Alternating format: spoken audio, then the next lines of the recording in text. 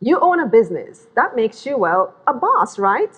But do you know the language of leadership? Dr. Canute Thompson has written many books on the topic. He's also co-founder and chief consultant of the Caribbean Leadership Reimagination Initiative, CLRI. He's here to tell us how you can use your words, actions, and behavior to lead effectively.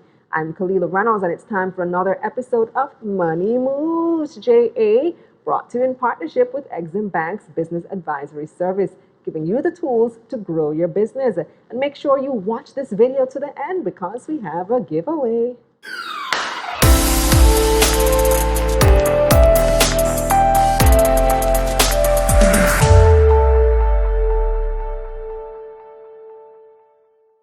So welcome to the program, Dr. Thompson, the famous Dr. Canute Thompson. Some might say the infamous. Some might say the infamous, indeed.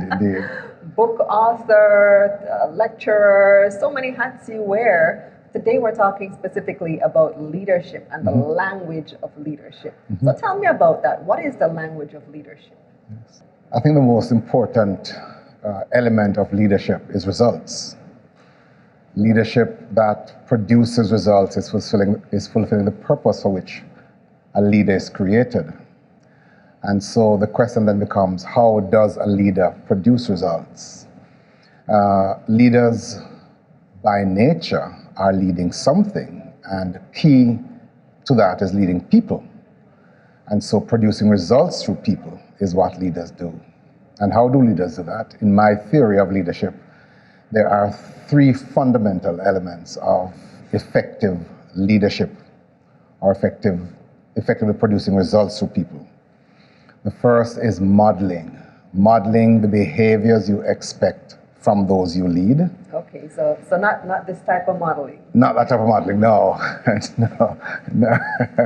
But by your approach to your work, your self-discipline, your timeliness in producing your deliverables, your attitude to others, your use of the organization's resources, you demonstrate in your own conduct, in your own lifestyle, in your own responsibilities, the same standards you expect from those you lead. So you set the example. You set the example.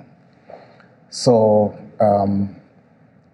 when a young entrant, when a young person enters an organization, they should pretty quickly see what the organization expects of them, or expects of him or her, not so much by reading some manual, but by observing how others behave.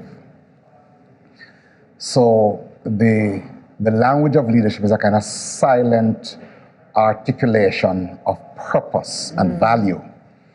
So that language isn't even in words. It's not even in words, it is in behaviors. Right. All right.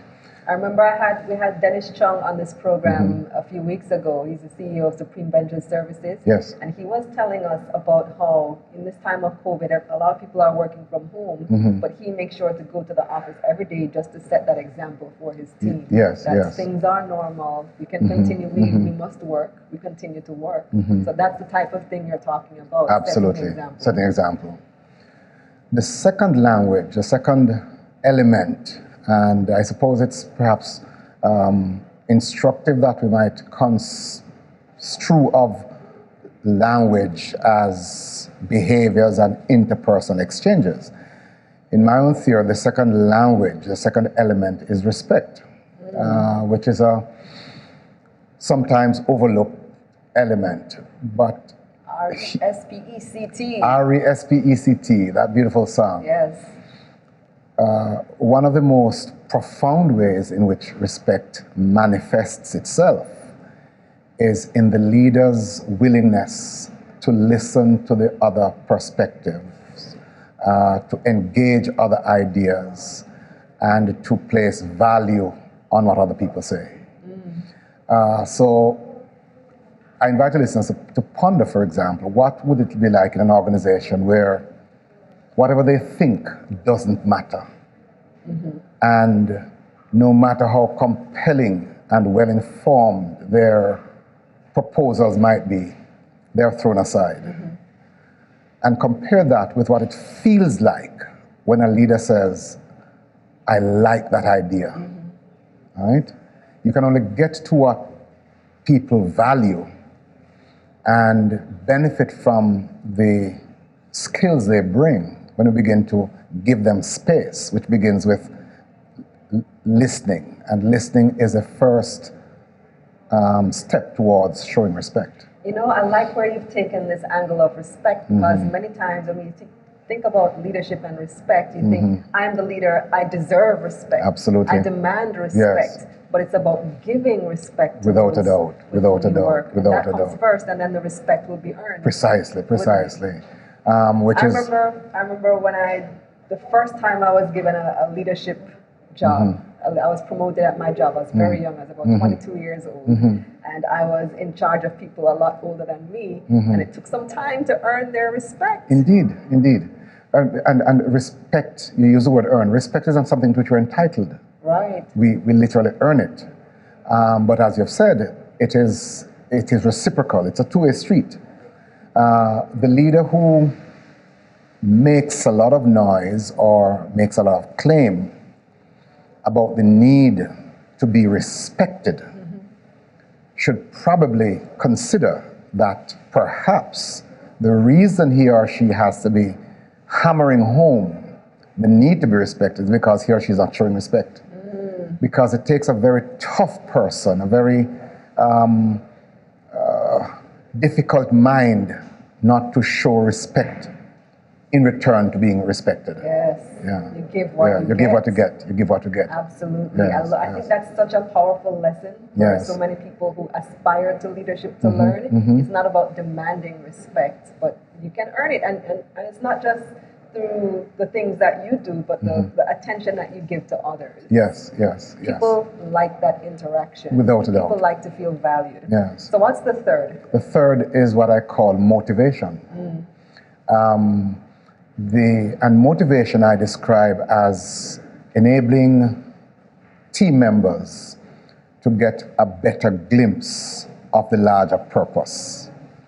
So, you hear stories about people in the organization, they don't know what's happening in the organization. They feel so demotivated and dejected because they don't know where the organization is going. They don't know they don't know where they stand. They don't know what is their role.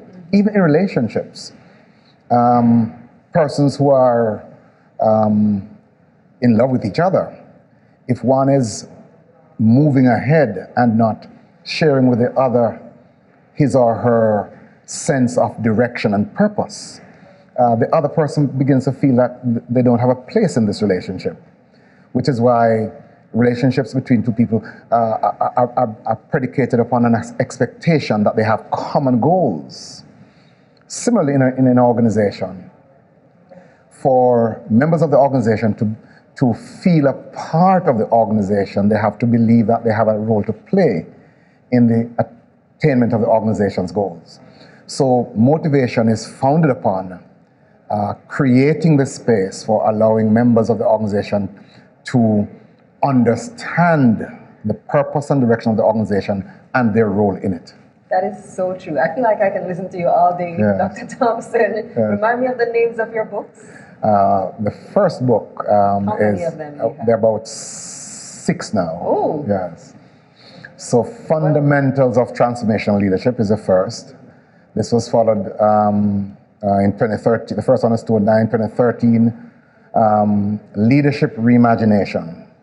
Then the third one was entitled Locating the Epicenter of Effective Educational Leadership. Are they all still in print? They're all still available? Those first 3 are no longer in print. The fourth one now is entitled Reimagining Educational Leadership in the Caribbean. And I want to suggest that although the title is about educational leadership, it is not limited to leadership within educational institutions. Yes? Okay. And the latest one is entitled Education. I've shifted somewhat. I've gone into the area of policy, education and development. Policy imperatives for Jamaica and the Caribbean. I will definitely include the links in the description so our viewers can look those up if they want to. Thank you for this treasure of information. But before you go, you need to give our viewers a question for our giveaway. In the language of leadership, there are three key words, starting with an M, an R, and an M. What does the first M mean? What does the R mean? And what does the third M mean? Easy question. If you were paying attention, you can answer that question over on Exim Bank's Instagram page at Exim Bank JA, and you can win a lovely prize courtesy Exim Bank's Business Advisory Service. Now here's a recap of Dr. Thompson's main points. The language of leadership is a silent articulation of purpose and value. 3 fundamentals of effective leadership are modeling, respect, and motivation. It's important for members of an organization to feel like they're a part of its purpose. Smart leaders have realized that results don't simply follow by just telling other people what to do. Instead, it takes an entrepreneurial leader who understands how to translate opportunity, lead from their strengths, and use the language of leadership to influence. That's it for this episode of Money Moves JA, brought to you in partnership with Exim Bank's Business Advisory Service, giving you the tools to grow your business. Visit their website, eximbankja.com. I'm Kalila Reynolds. Until next time.